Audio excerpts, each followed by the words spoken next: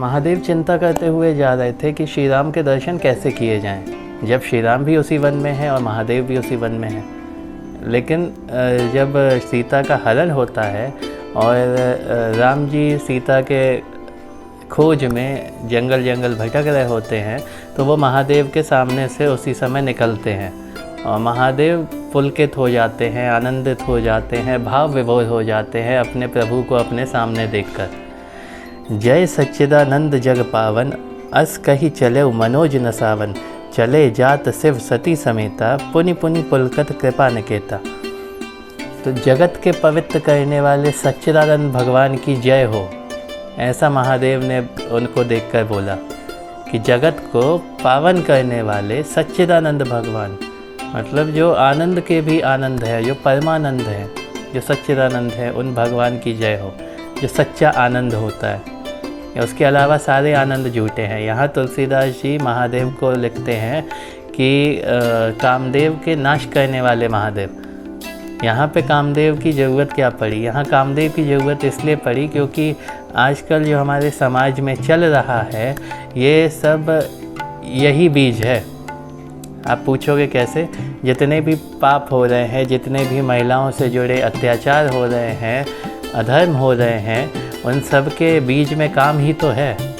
आप अपने physical desire को पूरा करने के लिए आपकी बुद्धि इतनी कुंद पड़ जाती है, दिखाई ही नहीं देता कि आसपास क्या है, क्या करना है, किसके साथ करना है, कुछ भी नहीं समझ में आता।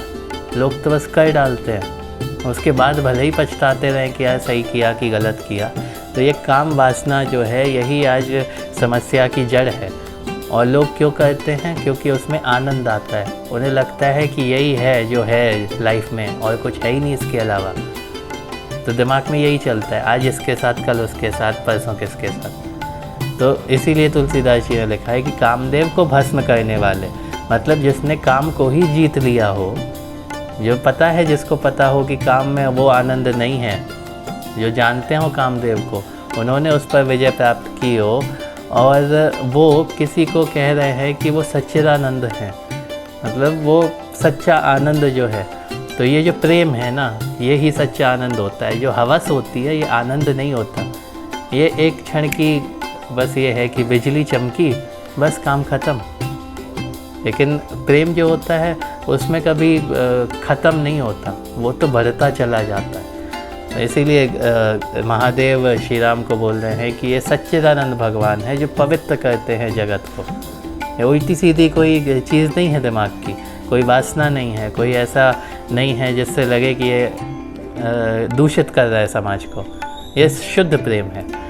तो जब ऐसा कहकर सामने महादेव के श्री राम जी आते हैं तो उनको देखते हैं तो बड़े प्रसन्न हो जाते हैं। इतने प्रसन्न हो जाते हैं कि आँखों से आंसू आने लगते हैं, चेहरे पर एक स्माइल आ जाती है और बार बार आँखों से आंसू आ जाते हैं सोच सोच कर कि हमने भगवान के दर्शन किए।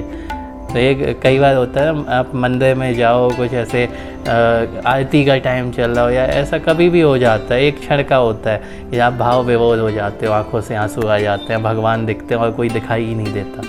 तो ये कंडीशन महादेव के साथ बनी उस समय जब श्री राम जी सामने से निकले और वो बार बार पुलकित हो रहे थे, बार बार आनंदित हो रहे थे। सती सो दशा शंभु के देखी और उपजा संदेहु विशेषी, शंकर जगत बंध जगदीशा, सुर नर मुनि सब नावत शीशा।